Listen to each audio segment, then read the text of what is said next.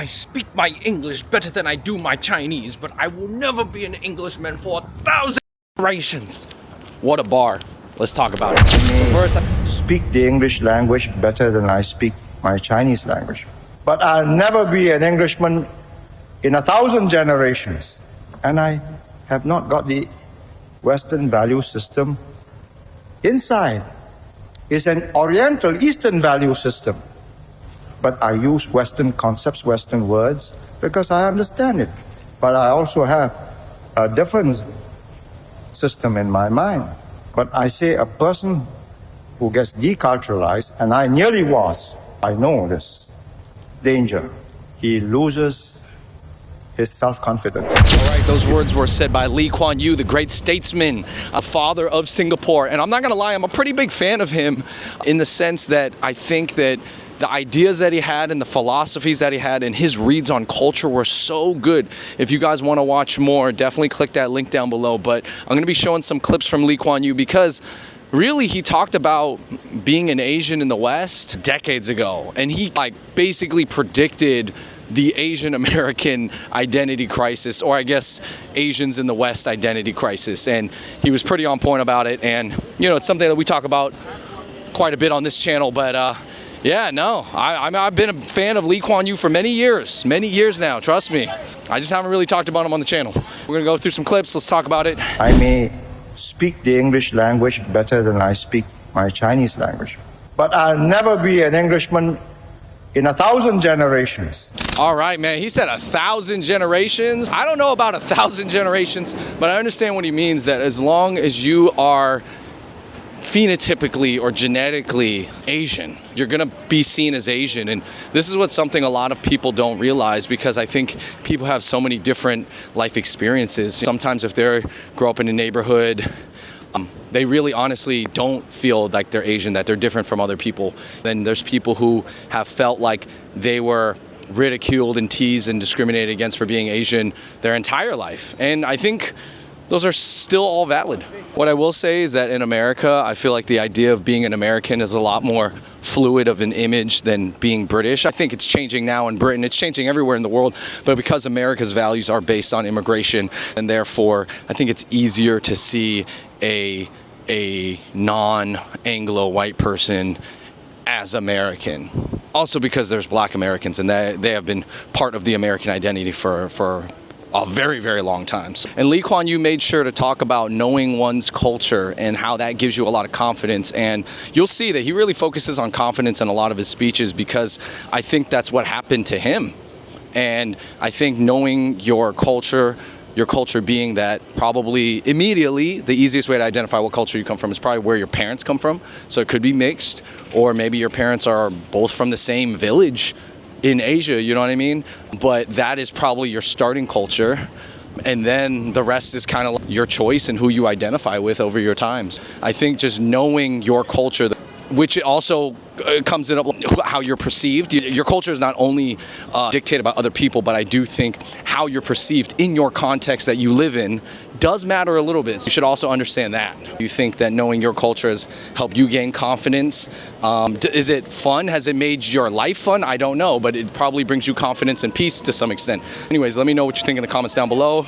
Let's run the next clip. Memoirs. He recounts how his time in England as a minority transformed him into a born-again Chinese, revealing that others perceived him not as uniquely Singaporean or Malaysian, but instead simply categorizing him as Chinese. Yo, I wish they had the clip of Lee Kuan Yew actually saying that, but born again Chinese, that's actually a pretty good title. I actually really like that. I think it can apply to any Asian. You could be born again Korean, you could be born again Vietnamese, you could be a born again Filipino. You can go for any ethnicity too. It just refers to somebody who probably started off distant or possibly rejecting their own culture and then becoming proud about it.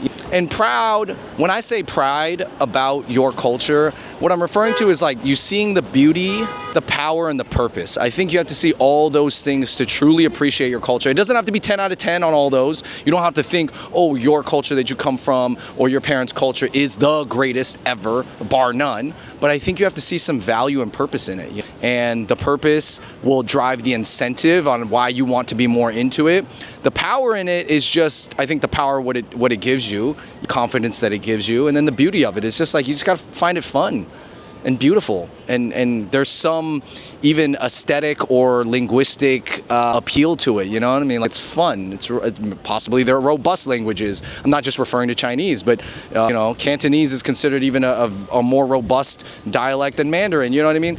So I think just acknowledging those things and appreciating it, I guess appreciating is the overarching word. I guess that's the easiest way to put it, is appreciate it. All right, entering the Trader Joe's and Target. Well, let's run the next clip. Identities, he felt he was neither Chinese enough to fully connect with his Chinese classmates, nor English enough to fit in with the British. Upon returning to Singapore, he also noticed a stark contrast between the English-educated and Chinese-educated populations, noting that the Chinese speakers had less identity issues and exhibited greater self-confidence.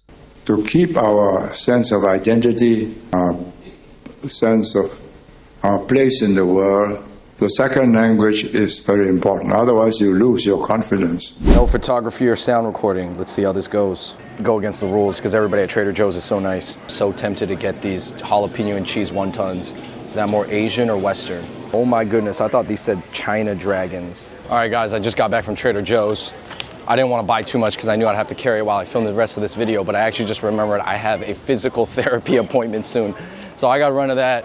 Let's play the last clip from Lee Kuan Yew.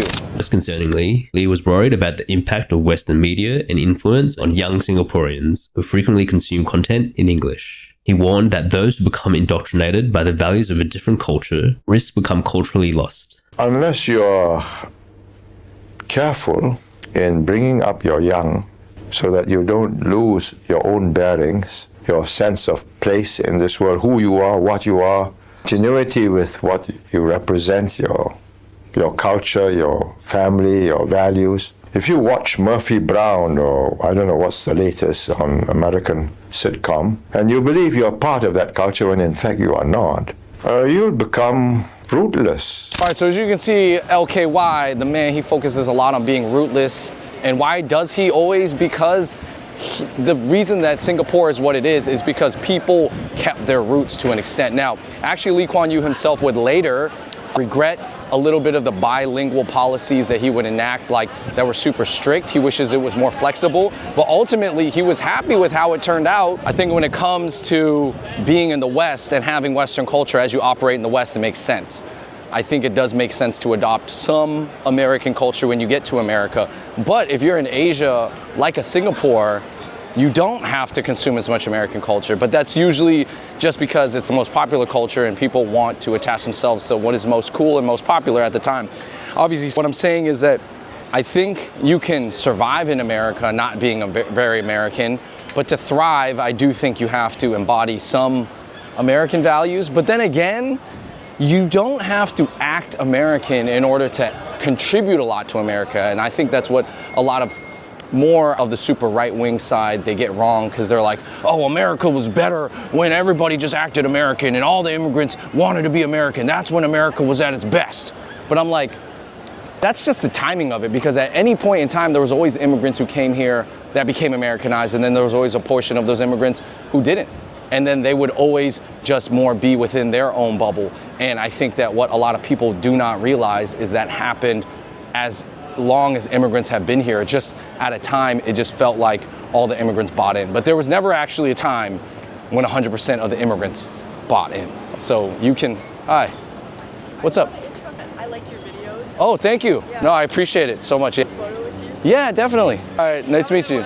Basically what I'm saying is that you have to see America as like a culture buffet. And you have to see the West, growing up in the West, as like your opportunity to pick and choose what you want and make different combinations. Yes, you probably start with your parents' culture and then the culture that is immediately around you.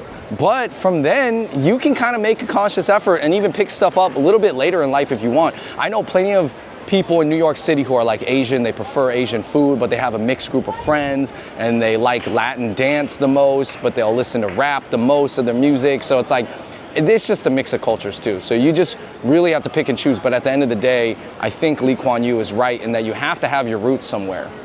You have to be rooted in something. Some people, it's more religion. Some people, it's their race, it's their background. But there's something about, and maybe it's because, actually, it's not just America. I think even in Singapore, as un-Western as it is, and as diverse as it is, they still promote having your own roots, right? They're together in that it's Singapore, and everybody kind of probably should learn, everybody tries to learn English, but like at the end of the day, they are all different but together. And I think that's the key thing here that you have to remember. So I think that Lee Kuan Yew, man, he had a way with words, and he ruled, he had that iron in him, as he would say, to make Singapore what it was. Now, at the end of the day, Singapore is actually a pretty young country. And in a relative sense, America is also still pretty young, but even Singapore is way younger, like 55, 60 years old. So ultimately, you know, that's how he saw race and culture and ethnicity. But ultimately, guys, yeah, let me know what you think in the comments down below about the clips. I don't think that there is one right answer where you're just like, oh, I don't want to be Western in America, because that doesn't make any sense, to be honest. But it doesn't make sense that you have to whitewash yourself either, or blackwash yourself, or just wash yourself of your own culture, because at some point you got to be rooted and anchored somewhere. And I think still, for most people, the easiest thing is to be anchored in their culture. And you know, Trevor Noah, the comedian, had this famous quote. I don't know if he came up with it, but he popularized it. He said, culture is your operating system. Culture is your operating system. Think about it. And I know I just went to Trader Joe's, which is not an Asian thing, blah, blah, blah. I wasn't trying to be super Asian in this video, okay? There's other videos that are more Asian, all right? I know that. I'm cognizant. All right, everybody, let me know what you think in the comments down below. And until next time, I'm out. Peace. And just so you know, Lee Kuan Yew is one of those people that when someone asks me like, oh, dead or alive, who is like 5 people you'd want to have dinner with? He's actually one of them. I'd pick him as one of those 5 people.